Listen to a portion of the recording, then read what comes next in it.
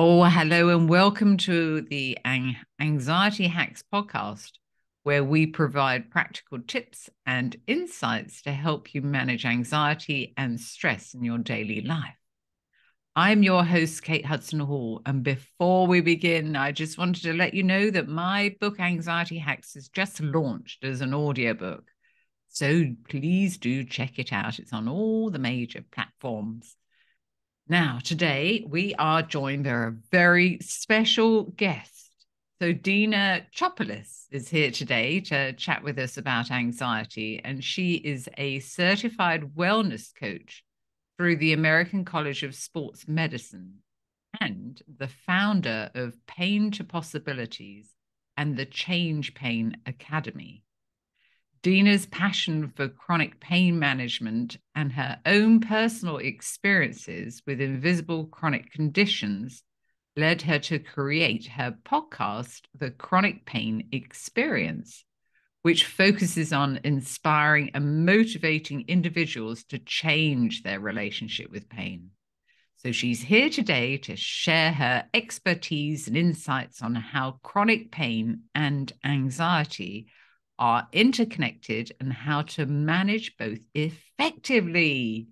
So, Deana, thank you so much for joining us. Oh, thank you, Kate, for having me. I am always up for talking about this sort of stuff.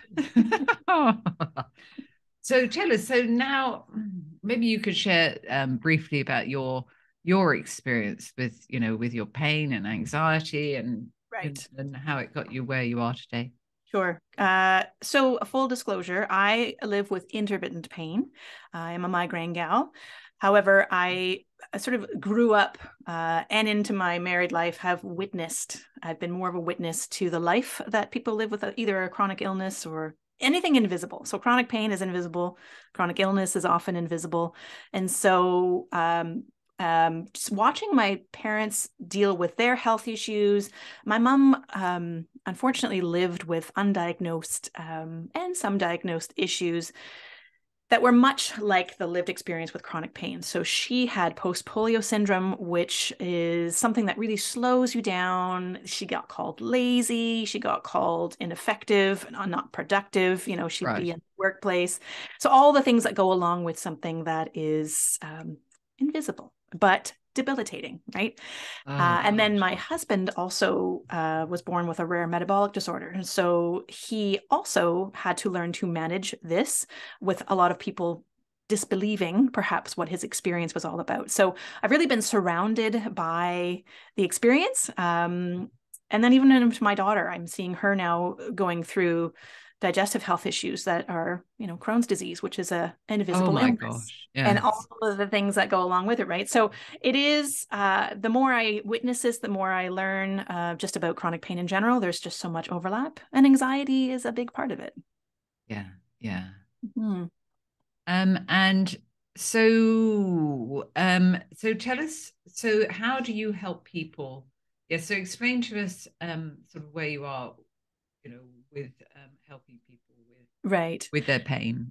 Okay, so for me, a big part of helping people with their pain is to teach them what pain actually is and how pain works. So when you go to the physician or the doctor because you're experiencing pain, they don't have the luxury of time. They don't have more than sometimes 6-10 minutes to be able to say, okay, this is what's going on inside of your body. And I want you to understand that pain is complex. They don't have that, but also don't have the curriculum in school to be able to inform about what chronic pain is. So they're really good at the acute pain, really good at it. But when it comes to chronic, it's a whole different story. So the first thing we do is build up their knowledge base so that they can start to make informed decisions. We also need to sort of build up a certain amount of belief.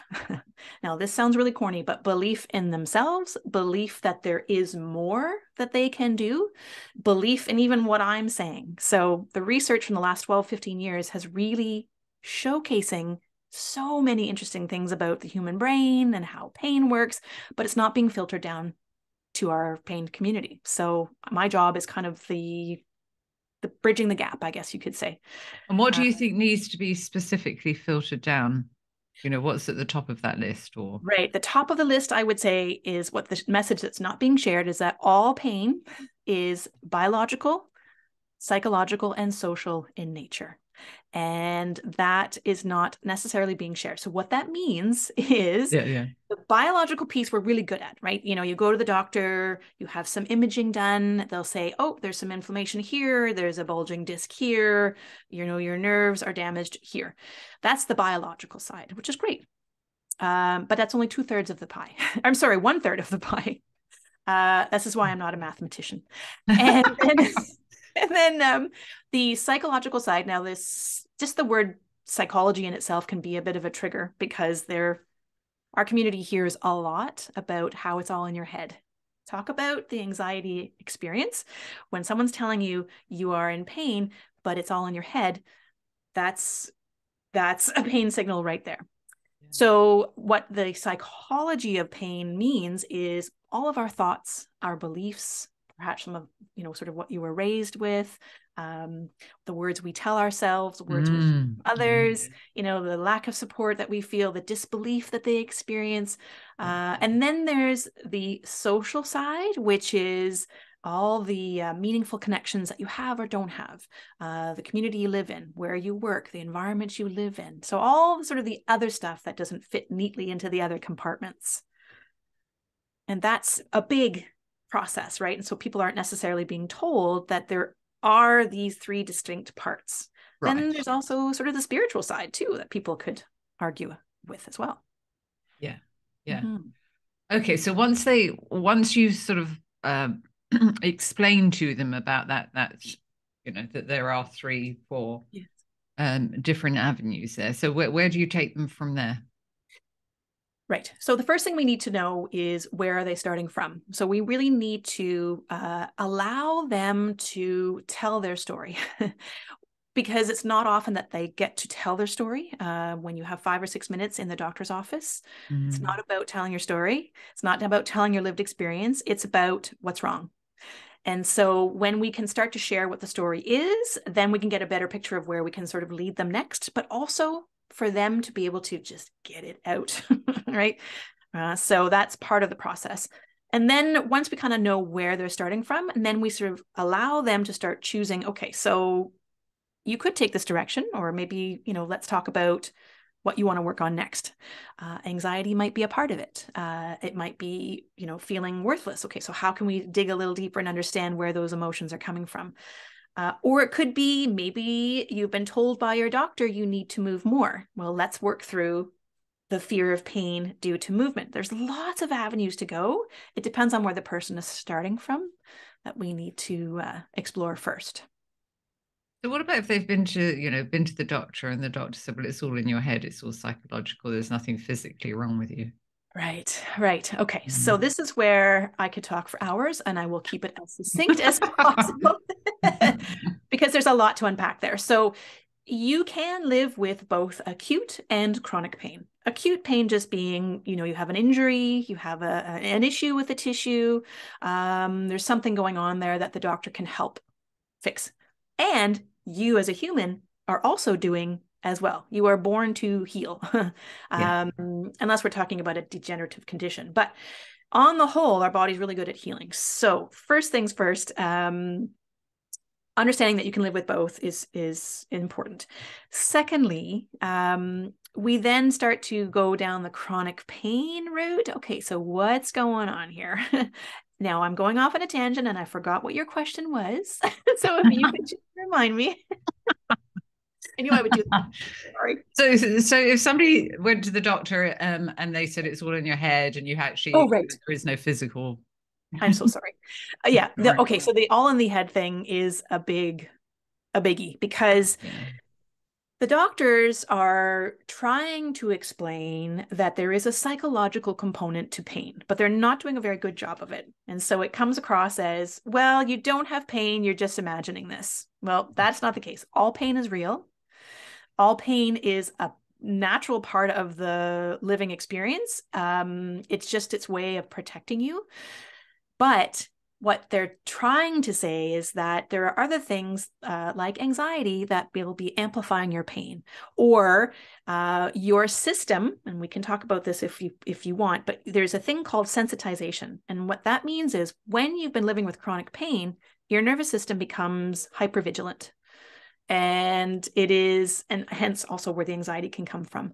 That hypervigilant state means that your nervous system and your brain are always sensing danger.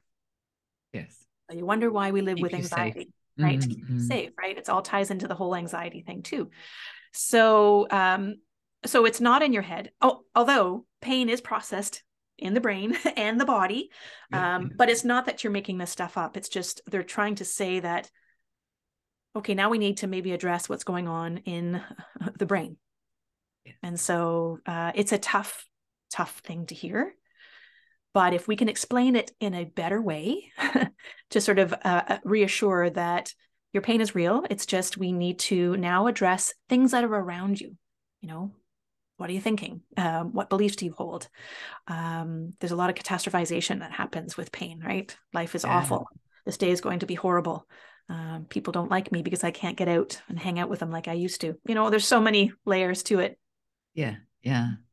And so if somebody, you know, you identify that they had huge anxiety, you know, connected with their pain, so how would you help them? Right.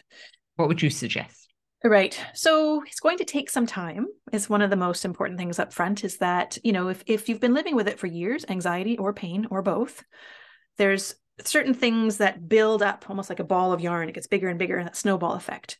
We're going to start very slowly unwinding that. And so it takes, first of all, telling their story, getting that out into the world, and then, or even just onto a piece of paper.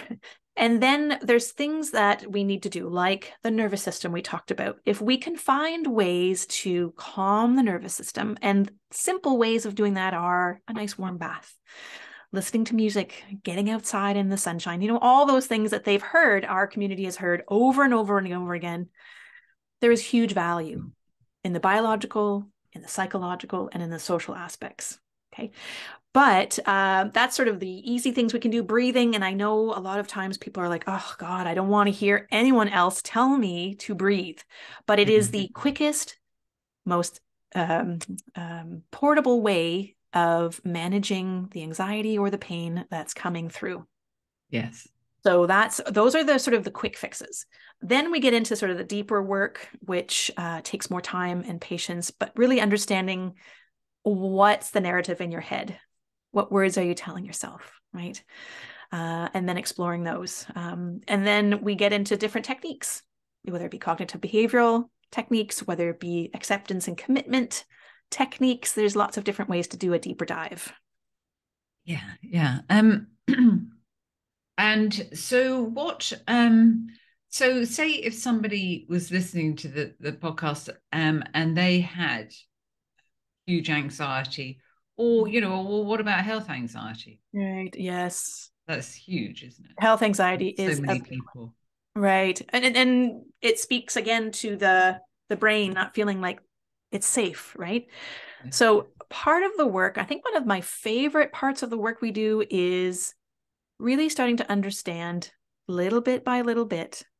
You know, we in therapy they call it exposure therapy, you know, where you're just taking one step that you believe you can do, and then you start to grow that into the next step and the next step, and it's very slow and gradual, where we start to explore what actually makes you feel unsafe.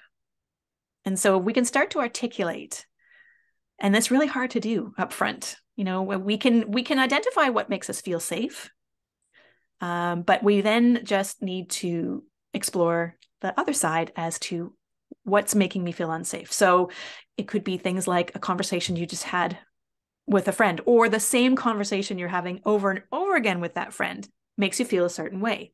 So, okay, maybe we can address that. Maybe we can have a conversation with the friend and say, you know, when we have that conversation, I find it very difficult. It's really, I get uncomfortable. Exploring, perhaps it's the workspace you're in. Yeah. Perhaps it's family members. And then once we can identify what they are, then we can start to integrate more of the safety aspects. What makes you feel safe? Is it getting outside for a walk? Is it calling a friend? Calling a friend might be part of the exposure that we implement, right? Like if you've been avoiding that for a while, maybe that's our first step, is reaching out to someone. So it depends on the person, but there are lots of little things that we can do to gradually expose them to the things that are making them more and more anxious. Yeah, absolutely. And beginning to sort of break down that big barrier that's been built up over however long. Absolutely. And it can seem overwhelming when you're thinking about the process, but if we talk it through, then it's just, okay, so what can you do? What do you feel is comfortable now? Let's not worry about the rest of the day. We can break it down. Yeah. So with the exposure therapy, with CBT, and so what other sort of different thought patterns and ideas do you suggest to your clients? Right. So we first want to explore what words they're hearing.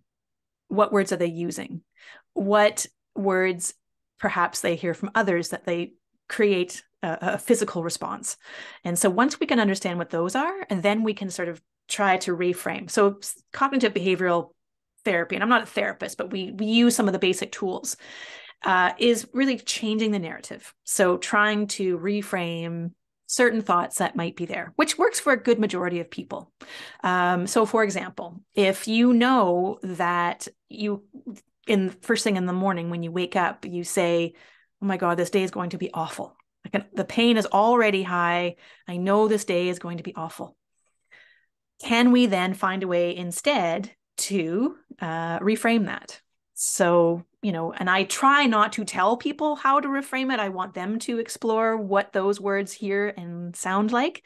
So perhaps it could be, I know the pain is there, but I've done this before, as an example. That's probably one of the most common examples, but it's room for exploration. So pause and exploration. So if you wake up in the morning and you say to yourself, you hear yourself saying, this is going to be an awful day, can you pause for a moment and then just acknowledge, okay, these are the words I'm hearing, and then ask perhaps, well, why am I saying this? Well, because I've lived this, and each day I get up in pain, the day is difficult.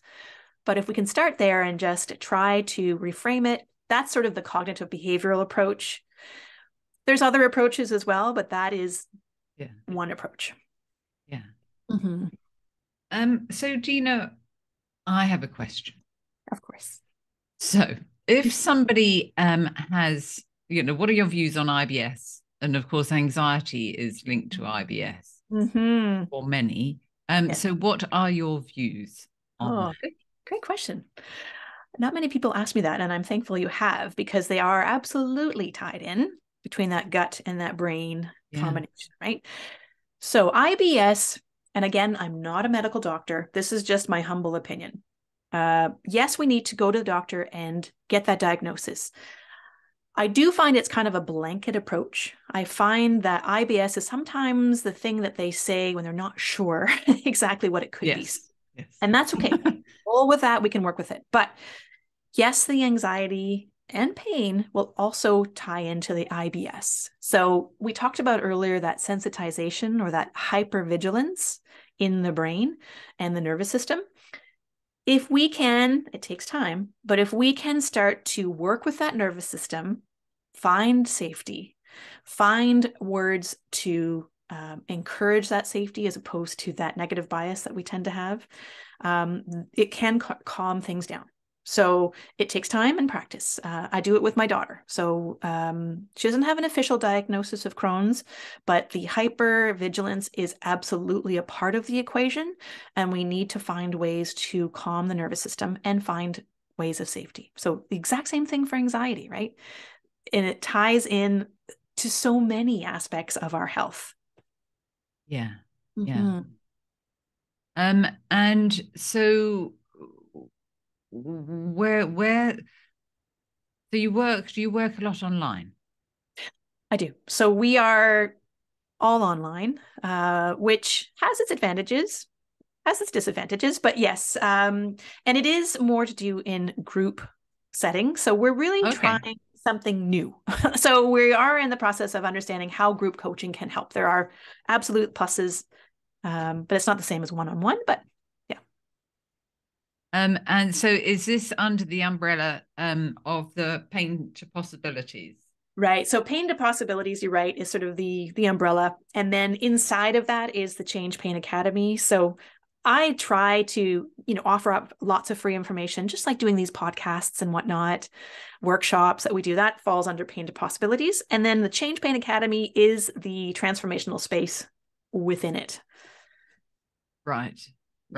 Okay. And so how can people access you?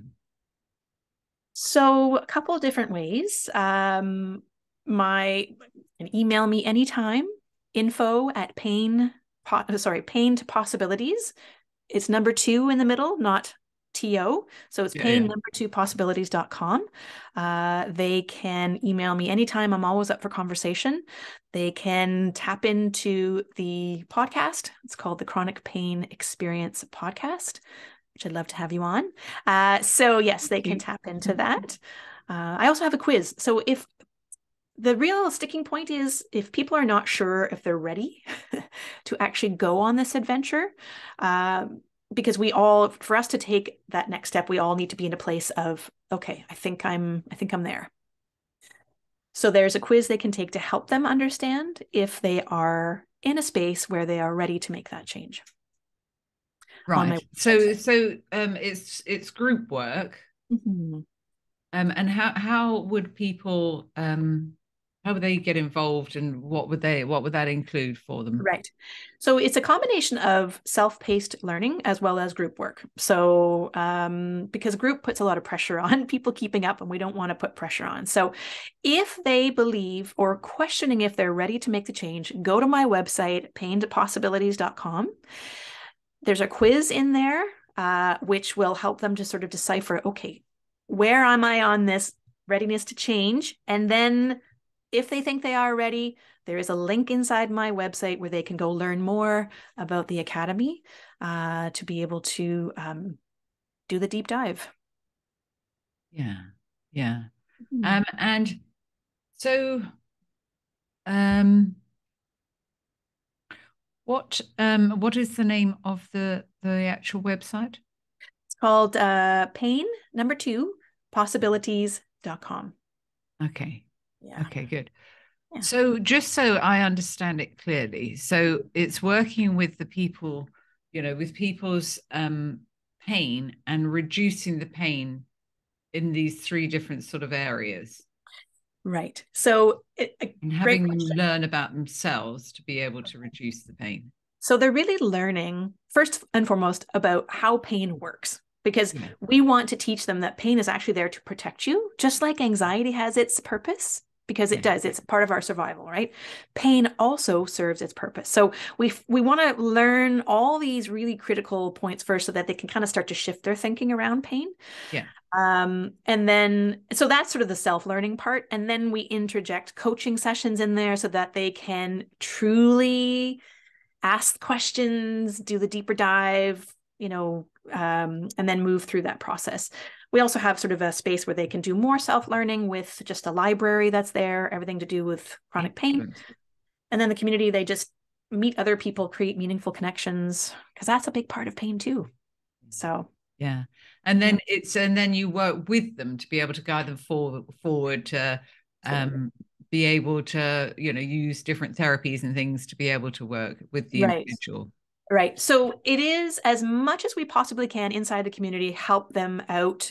Sometimes it's just sort of a start, and then they'll need to go and see someone else. So for example, if we have someone coming into the community who has complex trauma, we can start the ball. We can get them learning about pain and how trauma is impacting their pain, but they may still have to go see a therapist who can really help them explore the deeper side of trauma. Yeah. While they're in the community. So there may be, or they still go to their doctor. They still have their regular physician treatment protocol. This is just sort of addressing the rest of the pie. Fascinating. because, most of the time when we have a pain or we have some sort of operation or whatever, we're sort of, fantastic. We've had that help, but then we're sent home. Exactly. And then it's like, okay, well, what do I do now? Absolutely. And, and like you say, it could be connected to, the pain. It could be connected to some sort of past trauma or anything really. Or the thinking that you're doing, or the beliefs that you hold on to, or the those beliefs. Work experience. Absolutely. Or, you're arguing with your partner. I mean, there's so many things it could be. Yeah. It's also, I think one of the biggest questions we get inside the community is, how do you know when it's something you need to go get checked out? How do you decipher between, oh, it's actually just my nervous system is a little hypersensitive right now, versus, oh, there's actually something going on the inside. Like, that's a whole podcast in itself. Oh, but what do you say to them?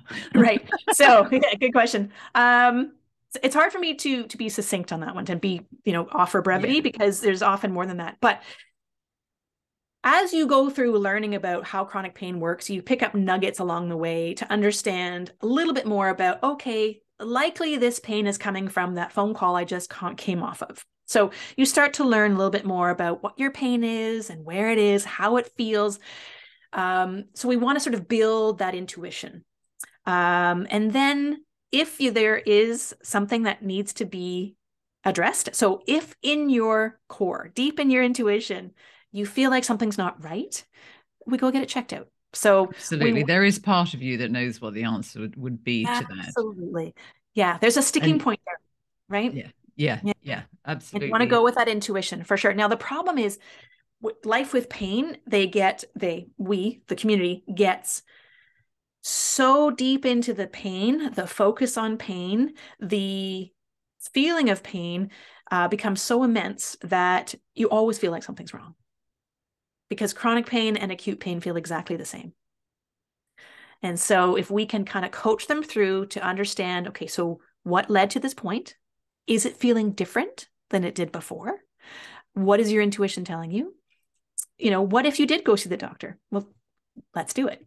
So we kind of come to a sort of a consensus around, okay, this is my next best step. Oh gosh, Dena, this is really interesting for people that have that, any sort of pain, because because everybody's so individual. Absolutely. And there is never a one size fits all. And that's the tricky part of it all. But there is a lot of overlap. There's a lot of things we can do collectively.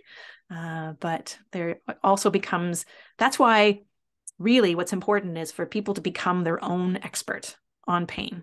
And they're just not given that. Yeah. They're really not, unless they're out seeking it for themselves. Yeah. Mm-hmm. Oh, Dena, well, thank you so much for joining us and sharing this, valuable information for people. Oh, you're so welcome. Thank you for having me. Yeah, thank you so much, Dena. And thank you to everybody for listening. And before we go, make sure you subscribe to the podcast on Apple iTunes so you never miss an episode. And then also let us know what you think of the podcast. And leave us a review on Apple iTunes or Stitcher or Spotify or wherever you're listening from. So thank you so much for listening, and I look forward to speaking to you in the next episode.